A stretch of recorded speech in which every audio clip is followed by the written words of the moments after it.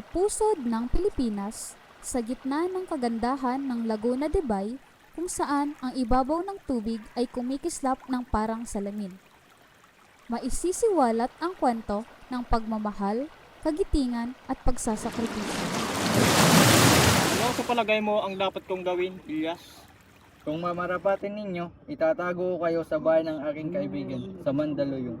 Hukayin ko ang mga salapi at alas na itago ko sa puno ng balete, malapit sa libingan ng iyong mga ninuno. Umalis kayo at mga ibang bansa sa lalong madaling panahon.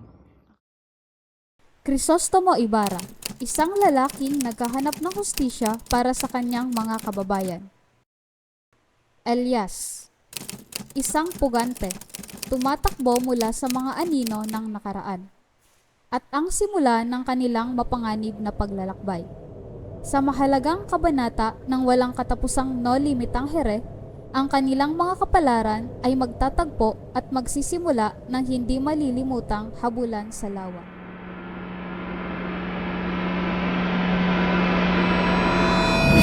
Ako, mayingibang bansa? Upang mamuhay ka ng tahimik, mayaman ka, marami kang kaibigan sa Espanya at makakatulong sa inyong makakuha ng indulto. Para sa katulad mo, higit na anumang bansa, mainam kaysa sa iyong sinilangan. Ating masasaksihan ang habulang susubok sa limitasyon ng tao, lalim ng pagkakaibigan at walang sawang paghahanap ng katarungan.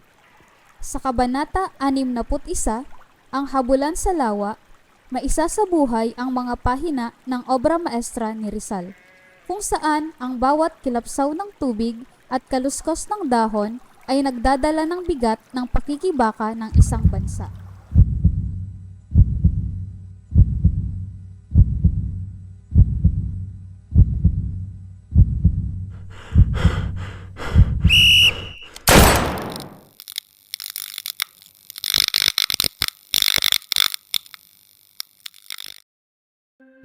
Ang aking pamilya ang dahilan ng iyong mga kasawian.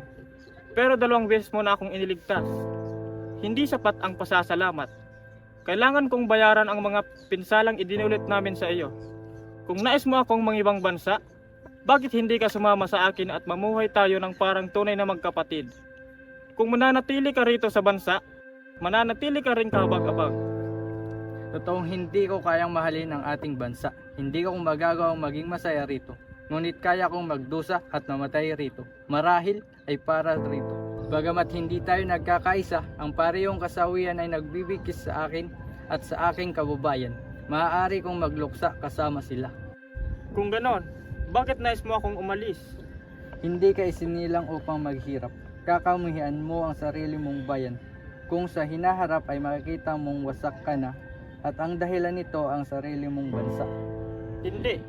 Nakakalimutan mo at ang pagkarating ko rito ay agad akong kumilos upang mapabuti ito. Huwag kayong magalit, Ginoo. Wala akong pinaparatang sa inyo. Sana'y lahat ay gumaya sa inyo, ngunit hindi ko hinihiling na gawin ang mga imposible. Minahal mo ang iyong bansa dahil ito ang tinuro sa iyo ng inyong ama. Minahal mo ito dahil dito ka nakatanggap ng pagmamahal, kasaganaan at kasibulan. Dahil lahat ay nakangiti sa iyo, dahil hindi ka rito nakaranas ng inustisya. Minahal mo ito kagaya na kung paano natin minahal ang mga papasaya sa atin. Ngunit sa araw na makita mo ay iyong sarili na naghihirap, nagugutom, pinuusig at pinagkakanulo, trinaydor na ang sarili mong kababayan, sa araw na iyon itatakwil mo ang iyong sarili at ang iyong bayan at ang sangkatauhan. Nakakasakit ang iyong mga salita. Naalala mo ba yung gabing kasama kita sa parehong bangka at narito sa ilalim ng liwanag ng buwan? Hindi pa isang buwan ang nakakaraan. Masaya ka noon at hindi naapektuhan ng mga hinain ng mga sawing palad. Hindi pa pinapakinggan ang kanilang mga reklamo dahil ito'y mula sa mga kriminal. Sa kabila ng aking mga argumento at pakikiusap, pumanig ka sa mga naninil. Sa iyo noon nakasalalay ang pagiging kriminal. Ako, hahayaan lamang na mamatay upang tuparin ang isang banal na pangako. Hindi pa isang buwan ang nakakaraan at ngayon iba naman ang iyong pag-iisip. Tama ka, Ilyas. Pero ang tao ay alinsunod lamang sa kanyang kalagayan. Bulag ako noon. Abala, ano nga bang alam ko? Ngayon, inihiwalay ko na ang mga butil ng palay sa ipa. Ang katotohanan sa pag-aagam-agam. Inalis ng kasawi ang palad ang piring mula sa aking mga mata. Tinuruan ako ng pag-iisa at pagdurusa ko mula sa bilangguan. Ngayon ko nakita ang nagnanaknak na kanser na sumisira sa lipunan. Ang simbahan, ang pamahalaan ang nagtulak sa akin upang maging pilibustero. Tinagurian nila ako ang pilibustero, kaya dapat lang na maging tunay na pilibustero nga ako. 300 taon na tayong nagyuyuko ng ulo. Yumayakap tayo sa kanila. Tinatawag nila tayong kapatid. Ngunit itinuring man ba nilang tayong bilang kaibigan? Sa halip na kausapin o kamayan, ay nilibak nila tayo, sinusurot at pinandidirian. Dati naniniwala ako sa kasabihang hindi tayo papabayaan ng Diyos. Pero ngayon, akma lang na sabihing tinutulungan lang ng Diyos ang tumutulong sa kanilang sarili. Magtulong-tulong tayo. Itayo ang tunay na kahulugan ng kalayaan. Malapit na tayo sa tapat ng palasyo ng Kapitan General. Mukhang gulong-gulo ang mga gwardiya sibil. Paikot-ikot at maraming sundalong nakakabayo. Ano ang mga dumong yan?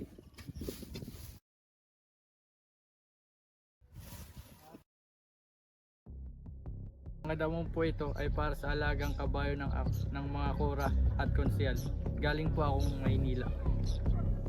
Papaalalahanan kitang huwag magsasakay ng kung sino man sa iyong bangka. May nakatakas na preso. Maaari ninyo po ba siyang ilarawan?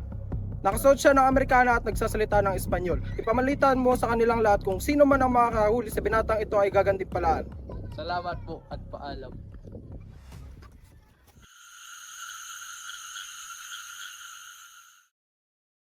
Ikaw ang nagdidikta ng iyong kinabukasan mo, Ginoo. Pero kailangan mong pag-isipan ang iyong plano. Maraming miserabling ang susunod sa iyo kung nais mong magsimula ng isang revolusyon. Subalit sa anumang pagkikidigma, ang nagdudusa ay ang mga nanghihina at walang sala. Sila ang hindi nakakaanib sa iyo, sapagkat sa kabila ng kanilang pagdurusa ay nabubuhay pa rin silang umaasa. Hindi ako makakasali sa isang maras na paghimagsik.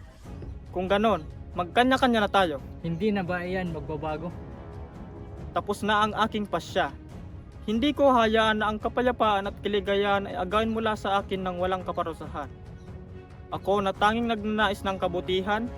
Ako na sumunod sa lahat at nagtiis dahil sa pagmamahal sa isang mapanlinlang na relihiyon at pagmamahal sa bayan. Paano nila ako sinagot? Sa paglilibing sa akin sa isang karumal-dumal na bilangguan at pag-agaw sa akin ng aking inaasam-asam na asawa, ang hindi ko paghihigante ang siyang krimen. Magtutulak lamang ito sa kanila upang gumawa pa ng mga inustisya. Tuturuan ko ang mga walang alam at papakita sa kanila ang kanilang paghihirap.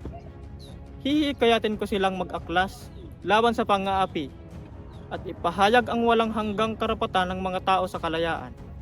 Ngunit ang walang kasalanan ang magdurusa. Maaari mo ba akong ihatid sa bundok? Hanggang sa ikaw ay ligtas.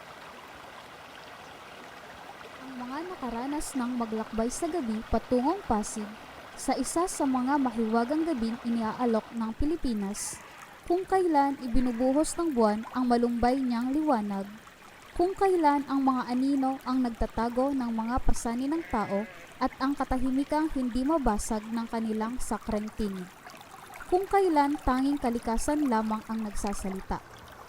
Sila ang makakaintindi sa dalawang binatang naglalakbay. Huminto kayo sa pagsagwan! Nahuli tayo. Marunong ka ba magmaneho ng bangka? Oo, bakit? Tatalon ako sa tubig. Kahabulin nila ako. Iligtas mo ang iyong sarili. Wag! Manatili ka rito! Lumaban tayo! Walang silbi yun.